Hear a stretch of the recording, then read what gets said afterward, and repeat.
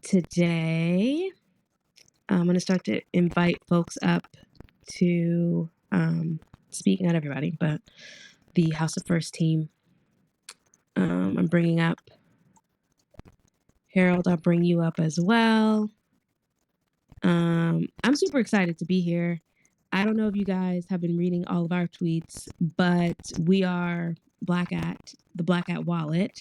Our squad buys and our community members are the single largest wallet holder of the Black is Beautiful collection. So I'm super, super, super excited to come here and speak to the artists, speak to the House of First team, get some inspiration, hear about the inspiration behind the collection, and just have the give the opportunity for the folks that own some of Nick's work to come on stage and ask him questions about what he has created. So should be a fun night. We'll be here until about 8 o'clock, hopefully. And yeah, I saw Harold here, but I guess he left. So let's give it just like 1 or 2 more minutes. And while we're waiting on folks to come in the room, just to give you guys a heads up, or just, I guess, to give you some background.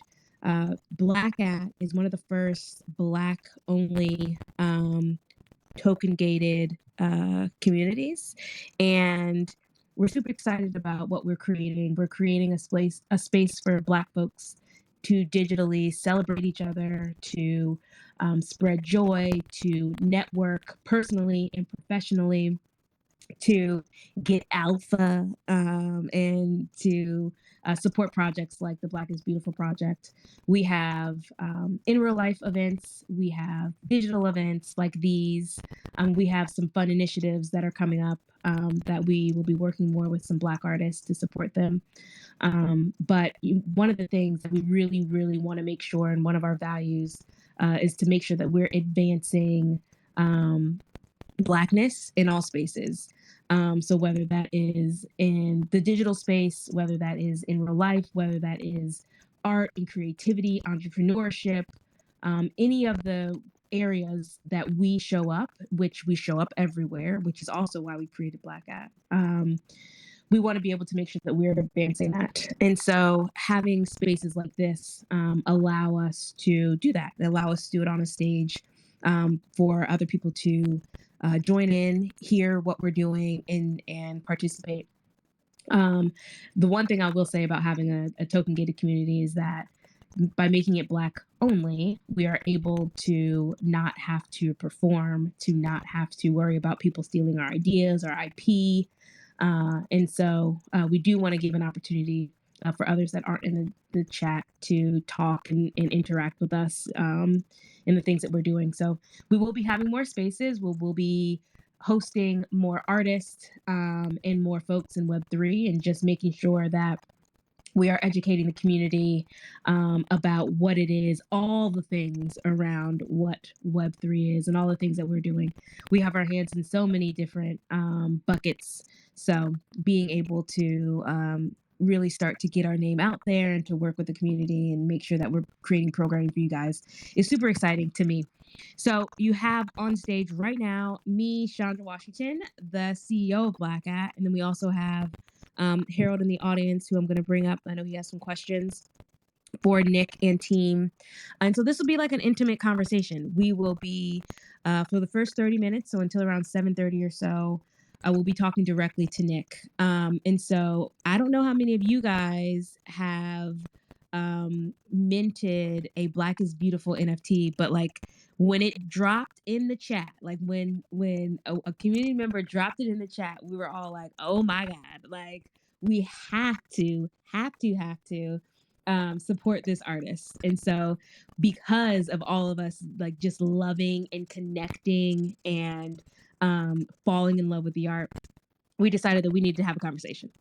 And so I'm super, super excited, Nick, to have you here, to have some of the Black At members in the audience. I see Summer, and I see Chica and Ashton and some of other folks that are in the Black At community here.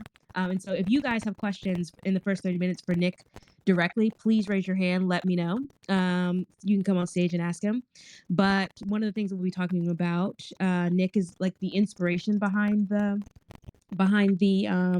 collection. And then I don't know if you guys know, there's also an HBCU initiative that so some of the proceeds will be going to some HBCUs. So I'll let some of the House of First folks talk about that.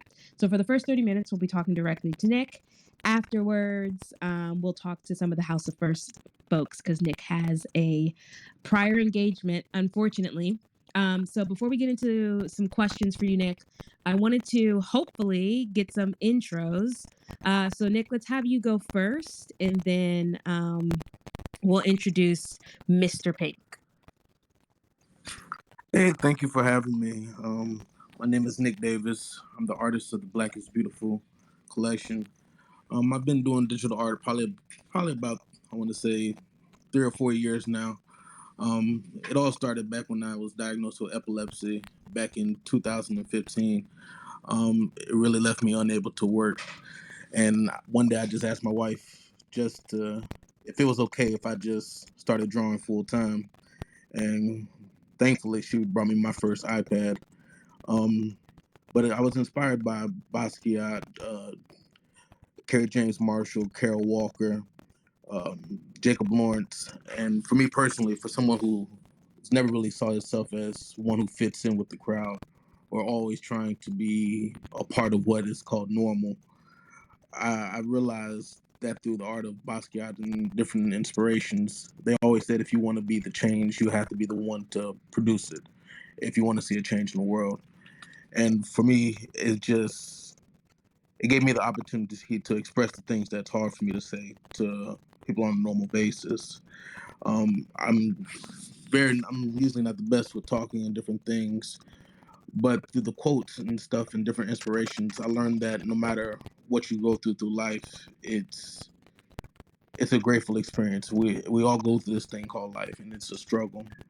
And it led me to the first day of school, which is the first picture of the Black is Beautiful collection.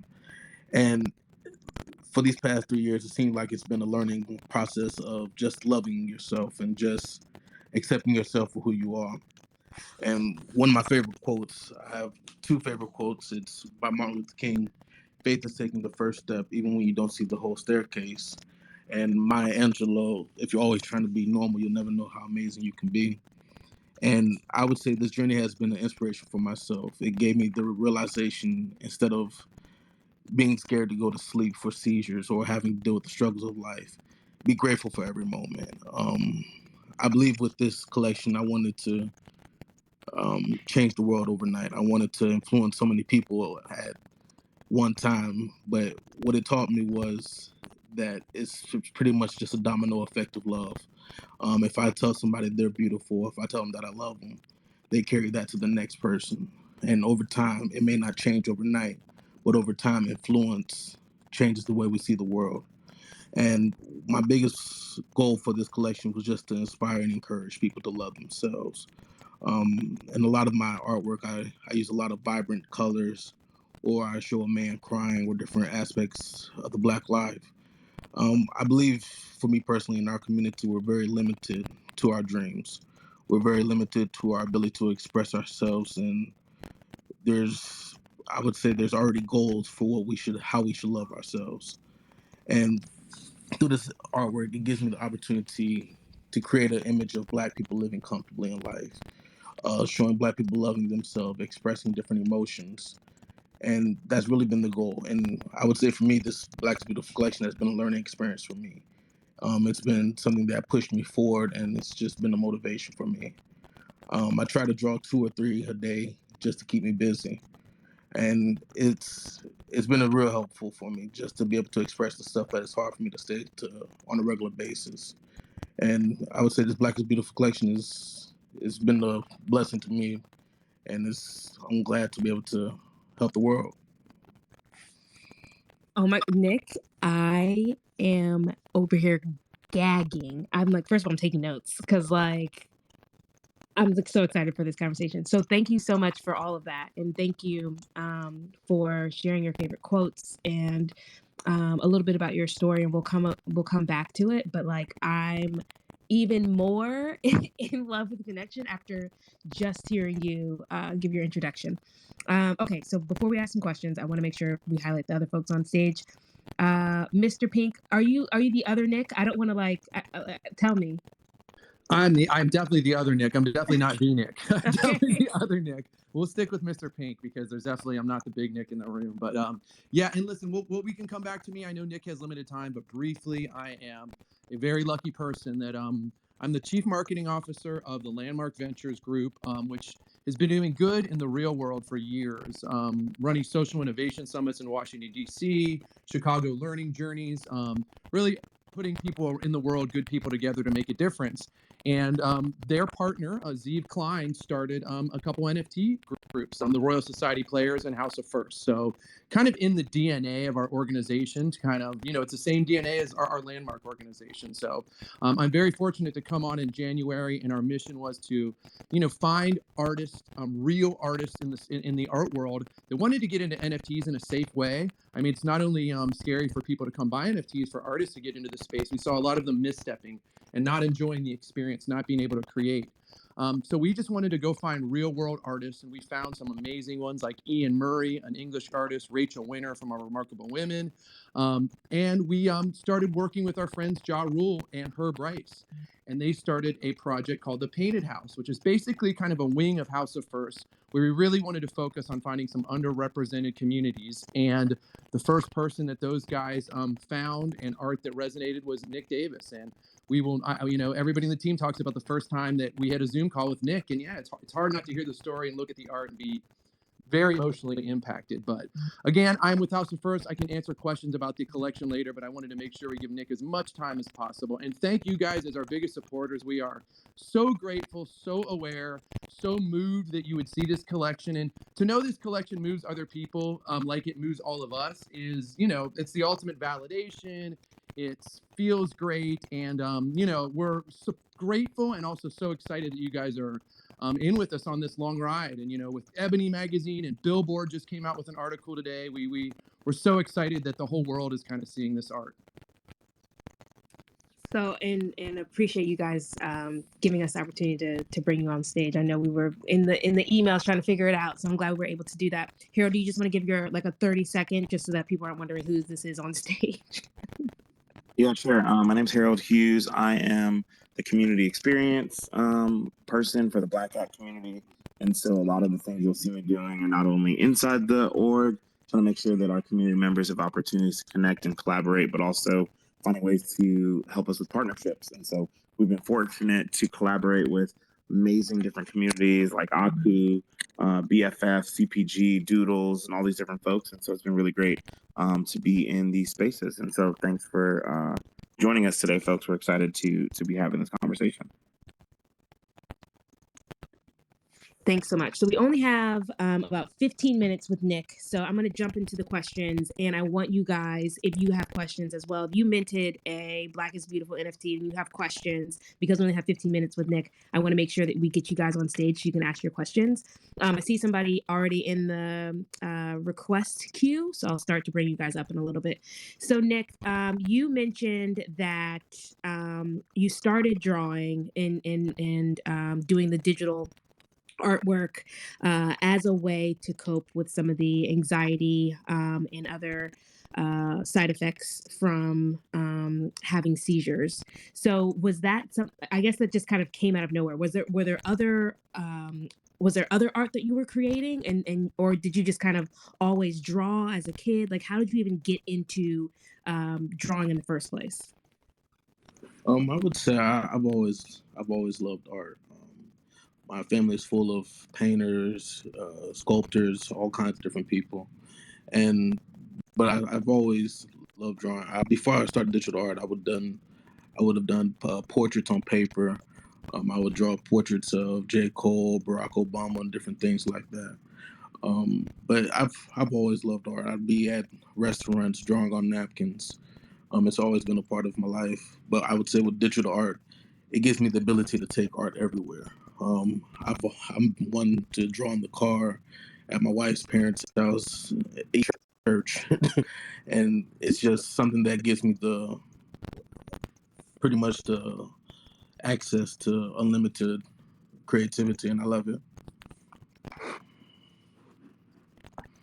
Amazing. So, one of the things that I really want to kind of understand is some of the, first of all, you picked like very important and strong people in the Black community. And so, like, if you think about Biggie and Tupac and some of the other, they're not characters, but some of the other like giants in the Black community, how did you decide who you were going to portray in your collection? I would say dealing with the whole epilepsy and the seizures, it's caused a lot of anxiety and the different emotions for me. I would say every day is a different feeling for me. Some days I might draw something that's happy or very positive, or some days I might be feeling down and I might draw a man crying or something like that. But I would say for the characters, it's usually just how I feel that day. I'm known to listen to a lot of different genres of music. Big fan of Tupac and Biggie, but I would say the characters are just on how I feel. I would say I'm really inspired by different things of the '90s, the '80s, and different things like that. And it's just a constant access to inspiration. And it's just every time I draw a picture, there just happens to be a quote that pretty much, I don't know, falls into the falls into the picture, and it just shows me that everything is related to each other. That we're all going through this thing called life, and the best thing is just to realize that you're not alone in the journey. So so like I'm thinking about like Stacey Abrams, right? And so when you chose her, right? Are you saying that like that day you felt strong, or like what's your connection to some of these things? I would say I just love knowledge. I'm constantly reading different things, and I just love positive, motivating quotes, or things that just make you think about life in different perspectives. But I would say yes, different times. There's some days I just want to be alone. There's some days where I just want to give up, or I don't feel like I can draw anymore. And especially dealing with the seizures, every time I have a seizure, it's almost like I forget how to draw. And it's a scary thought to know that what if I can't do this anymore? But I would say it does varies off of how I feel. Some days I feel on top of the world and I draw different things with vibrant colors. And then there's some days where it just seems hard. And I think the art expresses how I feel that day.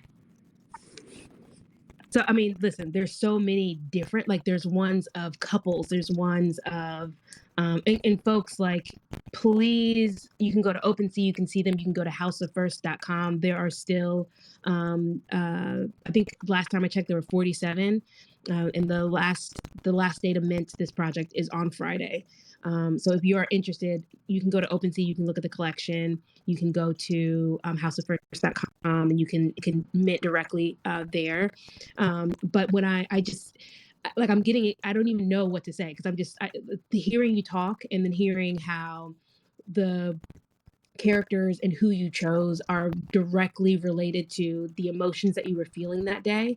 One of the questions that I have, and then there's some folks that are on stage that I want to ask questions as well, is in a lot of the pieces they're a tier, right? And I don't know if it's actual like water, like an actual tear, or if it's some of them look like they're shimmery, like almost like gold. And what is the significance of that tear in a lot of the characters? I would say most of 100% of the artwork is pretty much based on me. One thing I've learned throughout this whole journey of epilepsy is that depression and anxiety, they never really go away. It's only your perspective of it that changes. And the show in certain artwork is that no matter how you feel, well, I'll say Tupac says it better. He says, behind every sweet smile, there's a bitter sadness behind it. And I think that's something that we all deal with, and especially in my community. a lot of times in my artwork you'll see a man crying, because I believe our perspective of a man crying is somewhat showing that he's weak. But I believe when you show your emotions and expressions, that's the strongest way to go. And I guess the tear just lets everybody know that you're not alone. We're all going through this. We have feelings. Although you may be on top of the world now, 2 hours later, something might happen and you might be feeling down. But no matter what you go through, you're never alone in this thing called life. And I would say the tears pretty much just come from me. Even some days I have 1,000 likes on Instagram or social media, so a picture does very well. And even just at nighttime, something that just like a light switch that goes off, and it's just an emotional journey, and you just wonder that what is next. And I would say the tear is just a representation of my life in a sense.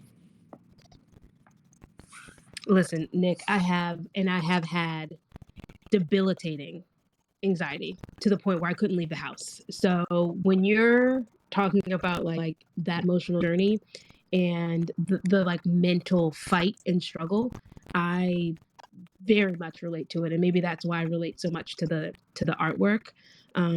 So this conversation is actually like touching me in a different way, and I'm actually getting a little emotional because I've been there before.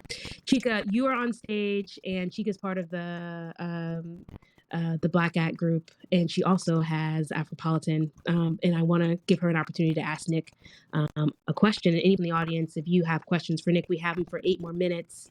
I'd love for you guys to come on stage and let's talk to Nick while we can. Tell us what piece you have, Chica. I hope this is Chica. This is Chica? Yes, this is Chica. Okay. And this could be anybody. Yeah, sometimes it might be Eche, but today it's Chica. All right, Chica, what piece do you have? And then what question do you have for Nick? So I have a piece that is fully gold, and it's laid in the house. I don't know, that's probably a very terrible description. I'm driving right now, so I can't look directly to describe the piece directly.